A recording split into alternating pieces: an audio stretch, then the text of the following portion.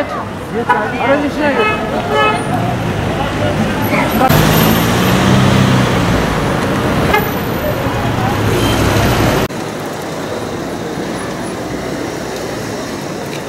Rabbim utandırmasın. Allah Teala hayırlara vesile kılsın. İnşallah bu lokalimizin açılışı seçim sonrasında yani 1 Nisan'da belediyeyi devralırken ilk keseceğimiz kurdelenin altyapısını oluşturacak. Yıllardan beri Hüdapar ve Hüdapar'ın temsil ettiği, eşgüdüm halinde çalıştığı kurumlar, sivil toplum kuruluşları ve anlayış bu memleketin damarlarına hayat pompalıyor, maneviyat pompalıyor, kardeşlik pompalıyor. Allah'ın izniyle Hüdapar bu memlekete çok şey katacak, değerlerine sahip çıkacak ve bu memleketi bir kez daha ayağa kaldıracaktır. Tekrar hayırlı olsun, Rabbim utandırmasın. Ya Allah, Bismillah. Bak oradan Recep abi.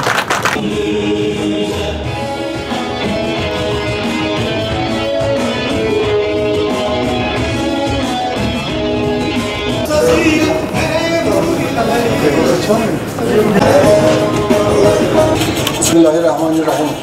Vekile icra, yali milletime ya aziz. Din hamice khairati vekilna, seçim bir İslam'a misal cevap. Vadi talim arfın, vekilna seçim bir İslam'a bitti sebep ve tilat edildi. Din hamice cevap, din serseri maaşı. Değerli dostlar, malum her coğrafyanın aslında bir fıtratı vardır. Şimdi fıtratından kastım her yerin, her coğrafyanın kendisine göre bir kültürü, bir kadim geçmişi, değerleri, sosyal yaşantısı, özellikleriyle ön plana çıkardığı hususları vardır. Cizre aynı şekilde bu coğrafyanın, Botan bölgesinin çok önemli bir şehri, kadim bir şehri. Asırlarca çok büyük medeniyetlere eşitlik etmiş bir şehrimiz. Cizre, Silopi, Şırnak, İdil ve bu çevredeki bütün Botan kesiminin hemen hemen merkezi sayılan bir yer. Nedir bu coğrafyanın fıtratı? Aziz kardeşlerim, siz daha iyi biliyorsunuz. Burası ahlakıyla, medreseleriyle, İslami kültürüyle, İslam'a yaptığı çok uzun geçmişi olan hizmetleriyle buralarda medeniyetin beşiği haline gelmiş bir yer. Şimdi şu anda bu medeniyeti, bu kadim kültürü burada görebiliyor muyuz? Hayır, maalesef şu anda bu medeniyeti, bu kültürü, bu fıtratı şu anda biz göremiyoruz. Bu fıtrat yıpratıldı, bu fıtrat kirletildi, aslından çıkarıldı, uzaklaştırıldı. Bize ait olmayan, bu coğrafyaya, bu memlekete, bu topluma ait olmayan bir anlayış geliştirilerek bize dayatıldı. Biz bunu yaşamaya mecbur bırakıldık. Şimdi değerli kardeşlerim, Hüdapar'ın davası nedir? Tahir kardeşimizin davası nedir, derdi nedir diye kısaca soracak olursanız, ben size sadece şunu söyleyelim, tek cümleyle: bu coğrafyayı kendi fıtratına bir daha kavuşturmak, bu memleketin kaybedilmiş, yıpratılmış, bizden çalınmış, alınmış değerlerini bir daha ihya etmek, bu memleketi hizmet ile tanıştırmak, bu memleketi kardeşlik ile tanıştırmak, huzuru, barışı, güzelliği bu memlekete getirmek. Aziz büyüklerim, şimdi bu medeniyetin, bu kültürün en özelliği nedir diye bir kez daha soracağım. Aziz kardeşlerim, bu medeniyetin ifade ettiği, daha doğrusu ön plana çıkardığı en önemli husus İslam medeniyetinin ta kendisidir. Peki İslam medeniyeti nedir? İslam medeniyeti kardeşliktir. İslam medeniyeti ahlaktır. İslam medeniyeti namustur. İslam medeniyeti Allah sevdasıdır, Allah aşkıdır. İslam medeniyeti cami kültürüdür, cami sevdasıdır.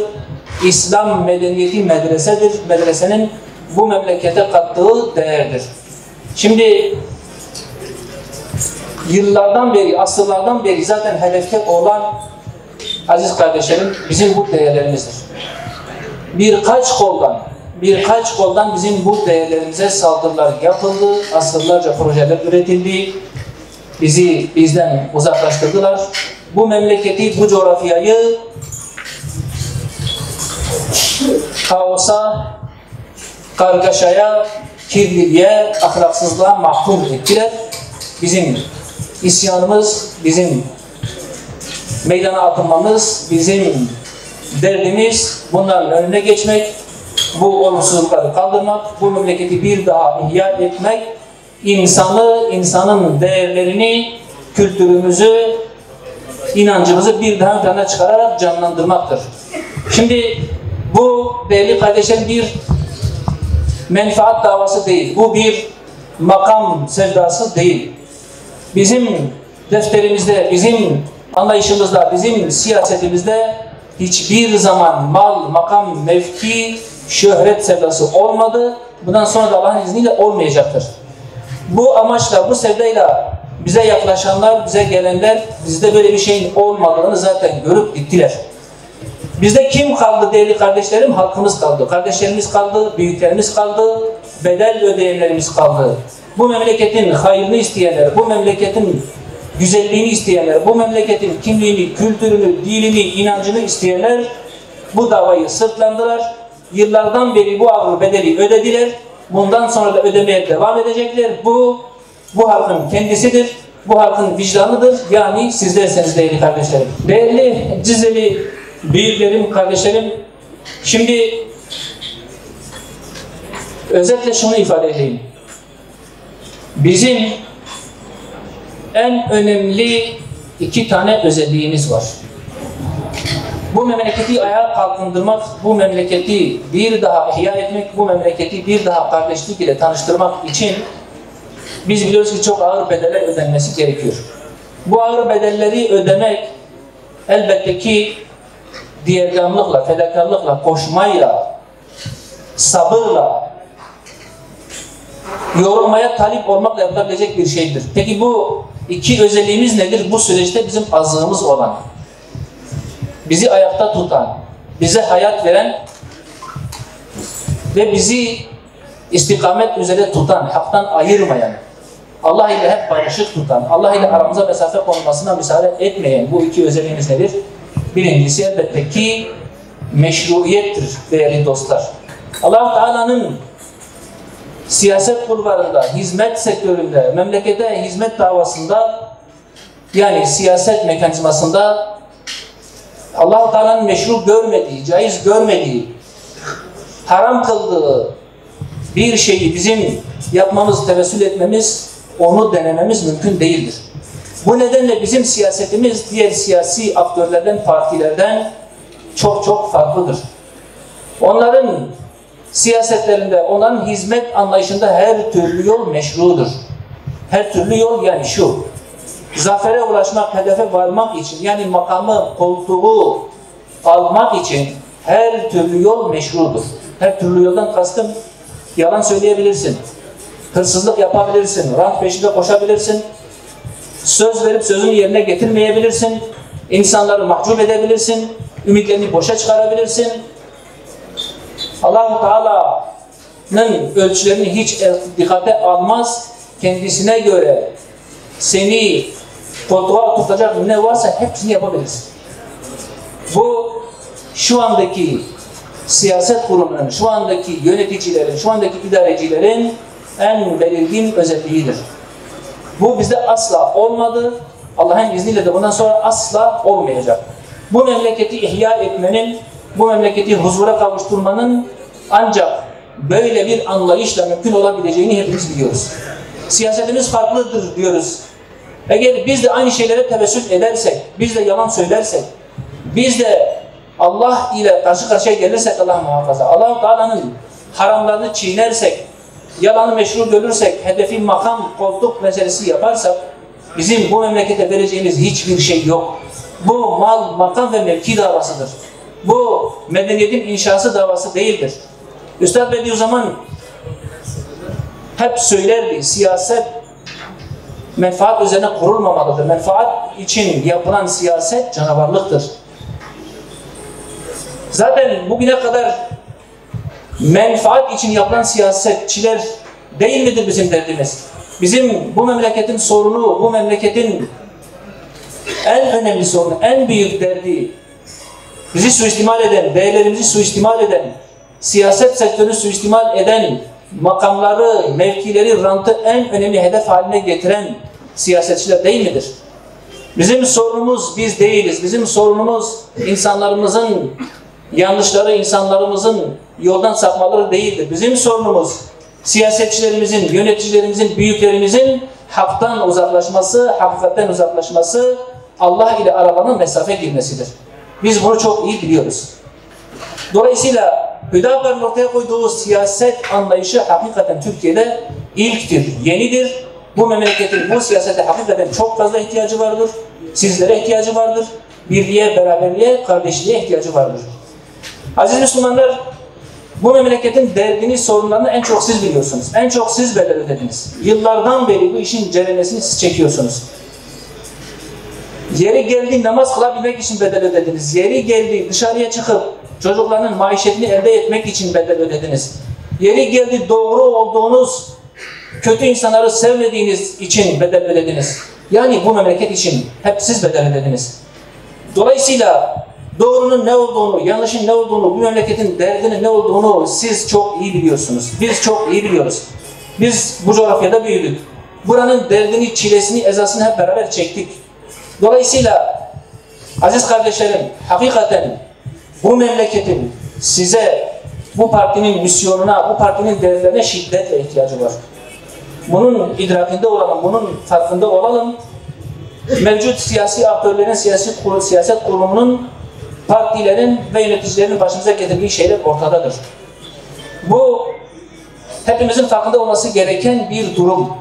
Şimdi memlekete katkı sunacak, memleketi ayağa kalkındıracak, değerlerimize, gençlerimize, neslimize, ailemize, camilerimize, namazımıza sahip çıkacak hiç kimsenin kalmadığı bir durumda risk alıp, sorumluluk alıp, görev alıp, meydana inmek, hakka sahip çıkmak, memlekete sahip çıkmak bir sorumluluk değil midir? Bir vecibe değil midir? Bir zorunluluk değil midir?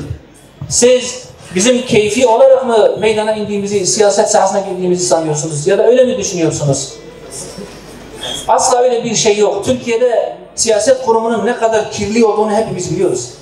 Siyasetçi denilince akla gelen ilk şey yalancı insandır, politikacıdır. Menfaat, rant peşinde koşan insandır. Ahlaksız insandır. Biz bunun ne kadar kötü bir şey olduğunu biliyoruz ama bu memlekette Müslümanca bir siyasetin yapılabileceğini, Müslümanların değerlerine sahip çıkılabileceğini, Müslümanların değerlerinin siyasetin merkezine, belediyelerin merkezlerine, meclise, hükümetin merkezine taşınabileceğini bizim hep birlikte kanıtlamamız, bunu ortaya koymamız gerekiyor. Ve bu sizinle ancak mümkün olabilecek, bu hür kadrolarla, bu partiyle Allah'ın izniyle ancak mümkün olabilecek. Değerli kardeşlerim, sözü çok fazla uzatmak istemiyorum. İkinci farkımız da şudur. Birincisi dedik meşruiyettir, ikincisi memleketin faydasıdır. Fayda hususu insandan insana değişen bir şeydir. Değerlere göre değişen bir şeydir. Biz Müslümanız ve memleketimizin derdi için meydana inmiş insanlarız. Memleketimizin faydası, insanın faydası, inancımızın faydası, toplumu ayağa kalkındırmak bizim için en önemli husustur. Biz bir şey söyleyecek olursak, bir şey yapacak olursak, bir söylem geliştirecek olursak ya da bir siyaset yapacak olursak, öncelikle biz değerlerimiz ve insanımız cenahından bu yapacağımız şeye bakarız. Bundan kim kazanacak? Memleketimiz, insanımız, ahlakımız, inancımız kazanacak mı, kazanmayacak mı? Peki diğer siyasetçiler ne yapıyorlar? Diğer partiler nasıl bakıyorlar bu meselelere? Siyaset yaparken neyi önceliyorlar? Ben nasıl kazanacağım? Benim partim nasıl kazanacak? Benim şahsım, ailem, akrabalarım, yakınlarım nasıl kârlı çıkacağız?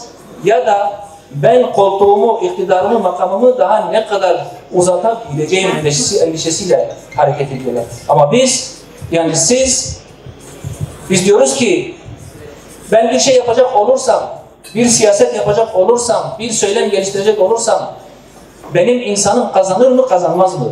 Benim memleketim kazanır mı, kazanmaz mı? Sadece ben mi kazanacağım, sadece partim mi kazanacak, yoksa hep birlikte mi kazanacağız? İslam mı izzet bulacak? İslam ahlakı, İslam medeniyeti mi izzet bulacak? Biz buna bakarız. En önemlisi de bizim için budur. Benim kazanmam hiç önemli değil.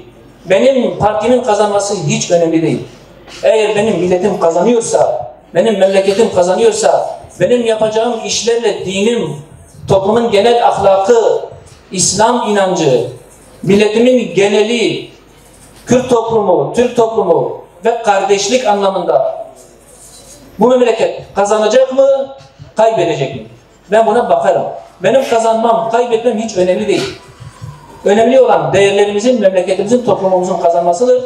Eğer toplum kazanmayacaksa, değerlerimize zarar verecekse değerli kardeşlerim, asla biz o şeye, o işe, o siyasete tevessül etmeyiz. Diğer önemli farkımız da budur.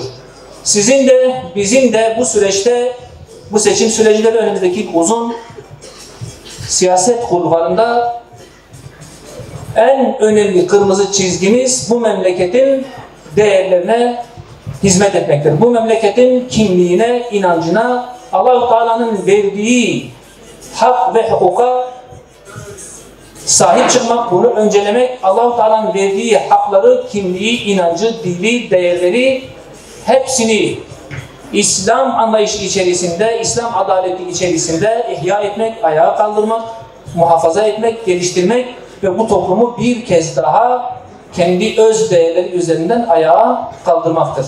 Bizim en öncelikli hususumuz budur.